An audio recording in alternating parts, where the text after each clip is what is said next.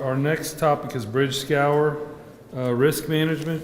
Rick Morz is our next presenter, and he's the Chief Structure Maintenance Engineer with the Wisconsin DOT. So good afternoon. Appreciate the opportunity to take a few minutes this afternoon to talk about the domestic scan we did and the bridge scour risk management. As we know, flooding and scour are recognized by the bridge community as a leading cause of bridge failure. 83% of the structures in the National Bridge Inventory go over water and have threats of flooding and scour. Certainly many states are developing their own innovations and ways to deal with that. The problem is it's all individual and there's no consistency. Some of them have really great ideas and great programs, but the information is tough to get out there. So with that, through NCHRP, the domestic scan, there was a team put together, and we went through a number of things to try and find some answers and some solutions to that. Here's some just general information on the scan. I'm not going to read it all. We were part of the NCHRP Project 2068, cooperation between AASHTO and NCHRP. Again, the program is usually multi-year, panels put together from usually different states across the country with the main purpose trying to find a way to accelerate and use that beneficial innovation knowledge that's out there. So one of our main objectives was to focus on the inspection, monitoring, countermeasures, selection, and placement, and the risk management for scour critical and scour susceptible bridges. Again, the basic idea was to share the information out there and really reduce the risk to the traveling public, which is really what we're trying to do with the bridge inspection programs and all of our countermeasures and everything we do is to make sure that the traveling public is safe. This is a slide of the SCAN team. Becky Curtis from Michigan DOT on your left was the chair. Hannah Chang from New Jersey DOT. Nazi was from Rutgers University. Certainly Kevin Flora from Caltrans.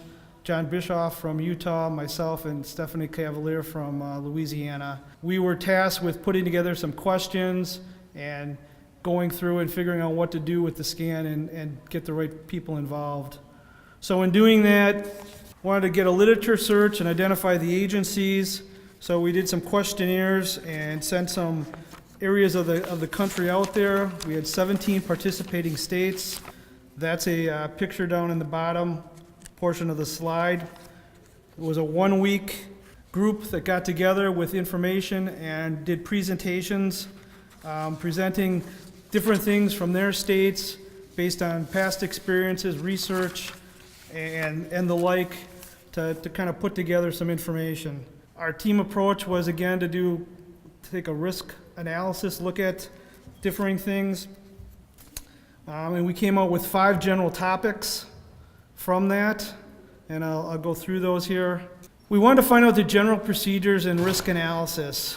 And again, looking back at the information, we knew that different states did a lot of different things.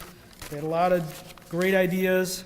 The idea was that states needed to form scour committees. We found out that depending on which state, some states did this, some states didn't. Some states relied more on their geotech folks, some relied on their bridge inspection folks, some on the structural design, hydraulics, etc. As we've heard the past couple days, whether it was Texas and Hurricane Harvey yesterday or Superstorm Sandy, scour's a big issue. To let it sit and reside in one area isn't probably the best thing. We found out, again, typically we looked at a vulnerability analysis is usually how we look at things, and potentially, maybe we should look at a risk-based. As we move toward risk-based analysis in our bridge inspections, it's a trend that we're moving toward. As I've said, we know that's a nationwide threat, and that's why AASHTO had us do this multidisciplinary task force, is what we're after, to find guidelines and specifications for scour mitigation and design, and to serve as a clearinghouse. Again, we know the information is out there, but it's tough to share all that. if you have contacts, and a meeting like this is great to make contacts and network and get that information disseminated, but there's really no home right now for Scour. I'll touch on that again a little bit later. We found out as we invited some of the states, Florida and Texas put on excellent demonstrations and presentations on the differing of soils and soils conditions. Sometimes all that information doesn't get disseminated out, again, depending on how your groups are set up and who's looking at that information. Certainly the modeling, as we get more into the technology of 2D and 3D modeling, they can be very useful tools in some advanced cases. There's a need to identify the conditions and parameters and where the 2D models can be applied. Again, not every situation is the same, not every bridge is the same, but it's a tool out there, and it was a topic that we felt that we needed to take a look at and incorporate into the scan and the scan results. Again, we encourage the states to touch base with other agencies involved with 2D modeling and to participate in some of the NHI courses that are out there in training.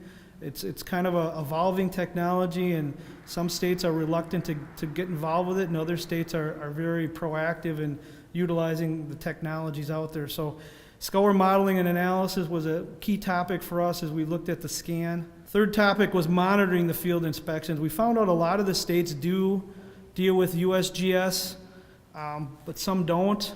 It's a lot of information that can be provided to let us know what's going on with the systems and the rivers out there, where they're going, where the flooding may be occurring, where it may be headed. It's an opportunity to use, again, something existing that's out there and to touch base with some of the states that do use it. You know, in Wisconsin, we have a partnership with them. We find out it's valuable information to get that hydraulic information. Part of the scan was, again, to make more of a national effort and to encourage AASHTO and FHWA to establish a regular partnership with USGS. It's more on the state level now, and depending on the flavor of your state, it may or may not be used, as well as some of the innovation applications and state-of-the-art flooding that's done. We've seen models done. I can tell you a personal note from back in 2008. We had massive floods in Wisconsin, and we have two interstates come together near Portage, Wisconsin, which is kind of in the middle central part of the state. We had a survey being prepared to look at where the interstates may be susceptible. Well, the floods took place, and about a month after, the model came back in and it flooded exactly where it was supposed to. I shouldn't say exactly where it's supposed to flood, but it flooded where it would have been predicted. We had two interstates that were underwater for a considerable portion where the National Guard had to come in and help pump. I look at Dave because he gave a presentation past summer at the subcommittee on maintenance with some of the things they did in Louisiana. So, you know, if you've got models out there that can predict some of the situations that hopefully never occur, but maybe you can be better prepared for them. So again, taking use of some of the technology that's available and that's in existence. You know, if we can copy something from another state, we're all budget challenged these days. Part of the outcome was to have the states work proactively with FHWA to use the acceptance of some of the technologies that are out there, one being underwater inspection, sonar. There was this perception out there that FHW didn't allow technology in sonar, and really it was more of an interpreted thing. It wasn't necessarily that you couldn't, it's just most states thought they couldn't. So, you know, we're encouraging states, and we've even done that in Wisconsin, to reach out to FHWA and find out, you know, what is acceptable, where their concerns are, and work with them to get the technologies that are out there into play, especially when you're looking at sending divers in water or divers in flooded situations. You're putting them in harm's way, or, you know, some of the structures we dive, the dive time is just not acceptable because you can only be down perhaps 20 minutes if you're down, and turbidity may push you away, so you're not necessarily getting the information out of them that you can. And if you can send a remote device down and take that information and put it into a model and see what's out there. Another slide basically talking about similar situation. You know, we're trying to find the communication to disseminate the various research projects that are out there. We know that NCHRP does a lot of research. There's a lot of good things on the TSP2 website, but not everybody knows that or they can't navigate to it. So we're trying to find a clearinghouse where that would be acceptable, so everybody could get a one-stop. Fourth topic we looked at was the design and construction and sustainability of countermeasures. As we went through the week and had the different states come in and present different techniques that they used, again, there's a lot of great techniques used in particular states, but trying to get that information, unless you happen to know somebody from that state or somebody's mentioned it at a conference or a convention or webinar, something like that, you don't always know where to find that information. So the next slide will show more of the techniques. This particular slide shows some of the inspections of those countermeasures. This one happens to come from Michigan because our chair was from Michigan, but a number of the states have an opportunity to look and evaluate countermeasures. Some states don't. It's one thing when you get Scour and you do a mediation to repair it, we still want to go back and take a look at it. Not all states have done that, which we found out. We in Wisconsin, as well as this one in Michigan and a number of other states, they actually go and evaluate with a condition state what those countermeasures, how they're performing, if something needs to be done. Again, a reminder that we need to take a look at how the repair is working to make sure it's still working. This slide just shows some of the useful information that we found as you went through and had those 17 states come in and provide their information.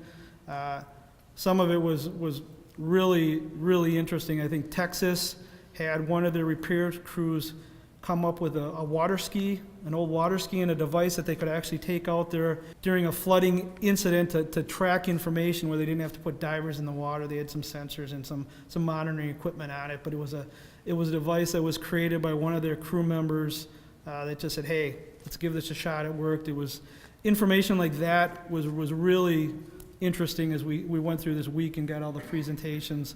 Same thing with some of the grout bags and riprap bags that were floated down for different, I think Michigan had a mini barge which could drop riprap out of the barge itself, mini motorized. There's a lot of good countermeasures out there, again, trying to get the information disseminated and explained. The fifth topic we came up with was a plan of action. We all know we Scour plans of action as part of the metrics if we have Scour critical bridges. This went a little bit further. I think we heard the presentation from Rama and Steve on when you get a major flood event, we have detour routes to closed structures, but sometimes we don't do our due diligence and make sure that where we're sending folks on the detours aren't susceptible. Maybe they're downstream and the flood hasn't gotten there yet. So some of the information we looked at was mapping your emergency routes out to make sure that as you take them off Route A and put them on Route B, that they're not going to be having the same problem down the road, or that you close all the bridges in an area and folks can't get in or out.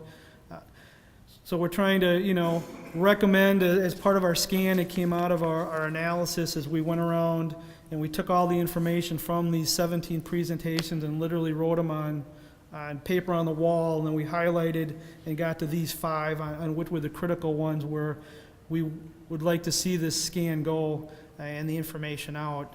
Recommend that states should create a risk-based prioritization for implementing the plans of action during flood events, specific triggers on when you should do what, and I think a lot of the states have.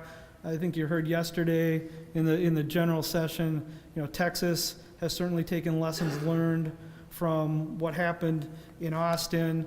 I'm sure New Jersey took lessons learned from what took place with Sandy. We've done that in Wisconsin, and I know Louisiana has done that as well. So, unfortunately, a lot of times it's after the fact if you can kind of get ahead of it and look at specific triggers and what needs to be done, and I think we're doing a much better job with that. One of the things we were looking to do is find a home for Scour. We know Scour is a major problem. Currently, the T committees within AASHTO, it's kind of a task or a topic within numerous ones. It dabbles a little bit in construction, it dabbles a little bit in design, it dabbles a little bit in the geotech subcommittees, but it doesn't really have a home of its own. So the hope is to find a home for it. I'll touch base again on that in a second. The final report for our scan it's being put together now with those 5 topics I've kind of highlighted here. And the national wish is to have, a multidisciplinary team. They'll have a structures, hydraulic, geotech, subject matters, national coordination with FHWA and USG, a clearinghouse for the information and the new testing. We know there's a lot of innovation out there. We know there's new technology coming on board. Where can we find that information? Where can it be shared readily, whether it's an AASHTO website or a T-type committee? Again, we're trying to find a home for Scour instead of being kind of splintered amongst these groups. Again, share the countermeasures, both the successes and the failures.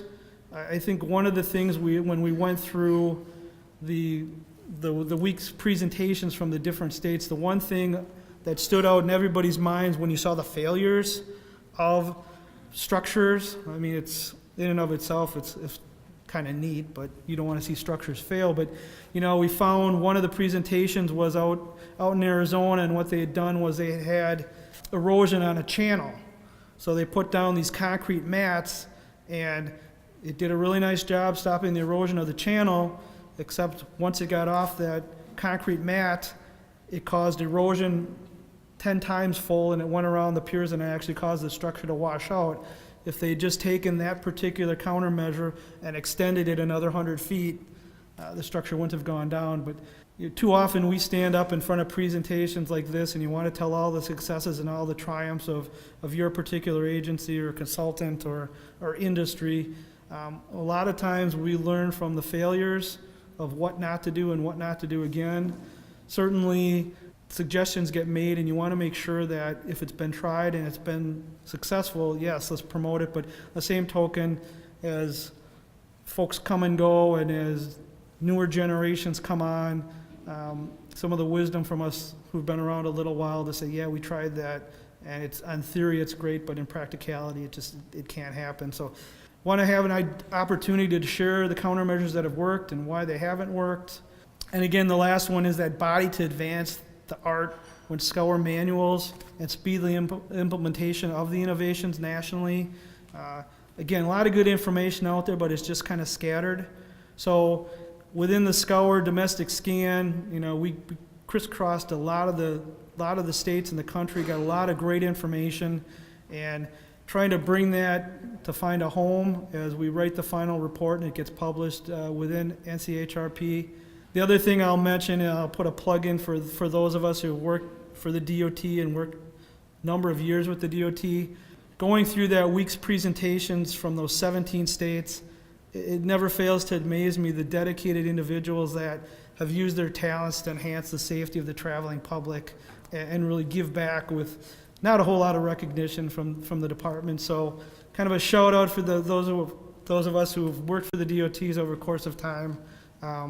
It continues to amaze me, the great people that have worked for the DOTs across the country and are more than willing to share their information when you pick up the phone and ask a question, whether it's a response or I hear you talk to this person. So again, shout out for all those folks who've worked a long time, dedicated the DOTs to the traveling public.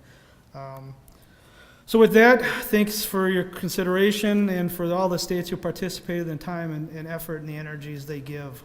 Well, I certainly appreciate the work you guys did. I know we had a couple of our engineers plugged in, and so we were getting information probably a little more directly than some of the rest of the states. But it was excellent, really excellent work. One of the things you talked about was the use of side scan sonar. Well, we've been using it for maybe a decade, and we would talk to other states and like, well, the FHWA doesn't let us use it. I'm like, well, let's start having some conversations in.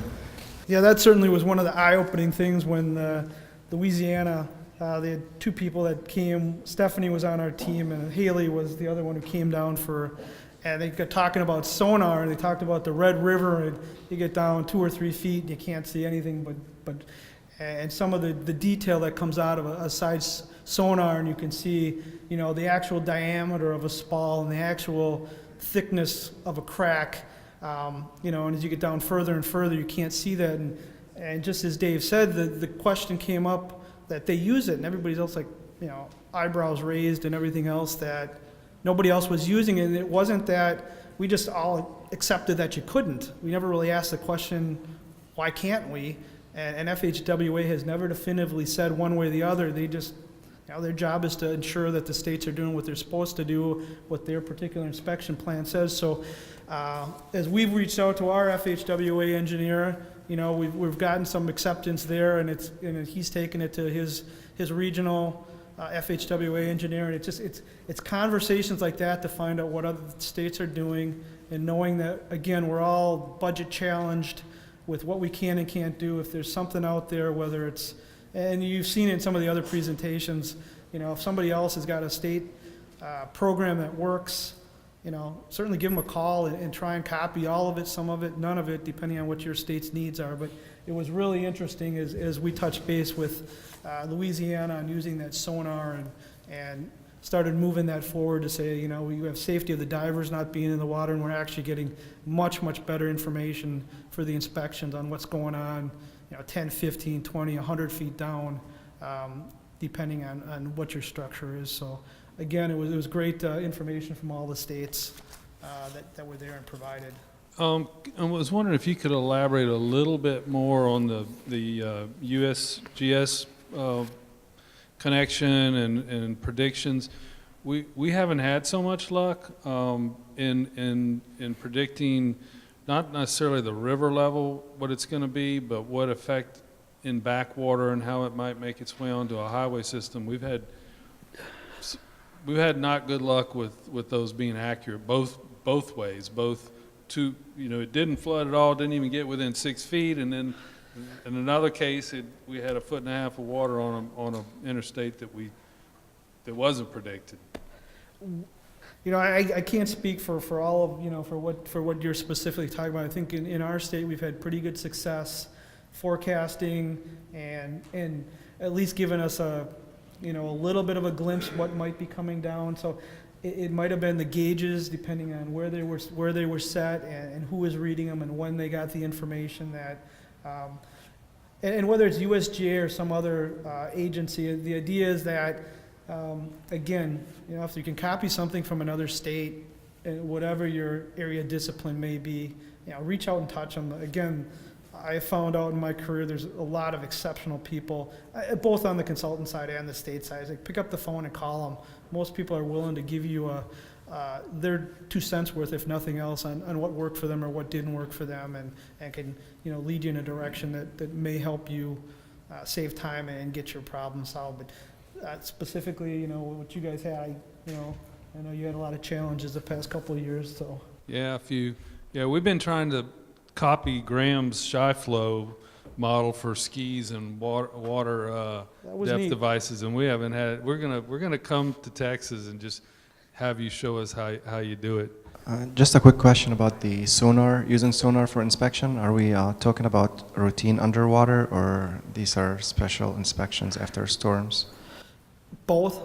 I think we're trying to promote the idea that sonar can be used in lieu of hands-on dives. Again, there's kind of a little bit of a disconnect between what's actually required and what you can do. It's all how you interpret it, that particular metric. And again, I think the question just needs to be asked or needs to be brought up and saying, with this kind of technology, whether it's the 2D, 3D, I think is it the blue? I'm blanking right now on what some of the technologies are, but some of the stuff that we saw was just incredible. You got, 10, 20 feet down in mud-covered, water, and you could see crystal clear, and literally, if you wanted to measure the length and width of a crack, that at best you're going to have an inspector kind of guessing it's, quarter inch, eighth of an inch, and it's about whatever long. Again, the whole idea is with the innovation and technology, if it's there and we can incorporate it and save time and effort, and especially putting divers in the water, which I think Dave's group shared, you get divers down there 10 feet and you feel something slither by you. I wouldn't want to be down and not know what's slithering by me either. So, but again, it's both special inspections and, if we can use them for routine and promote that idea, at least let's have the conversation and see where the concerns are and how we can mitigate those.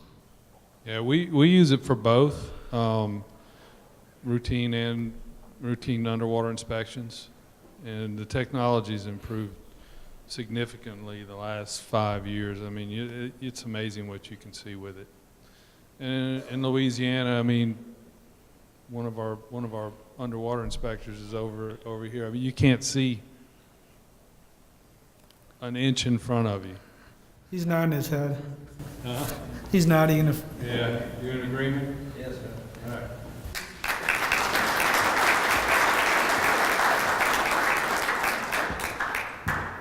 The preceding was produced by the National Center for Pavement Preservation. More information can be found on the web at pavementpreservation.org. Additional support provided by Michigan State University.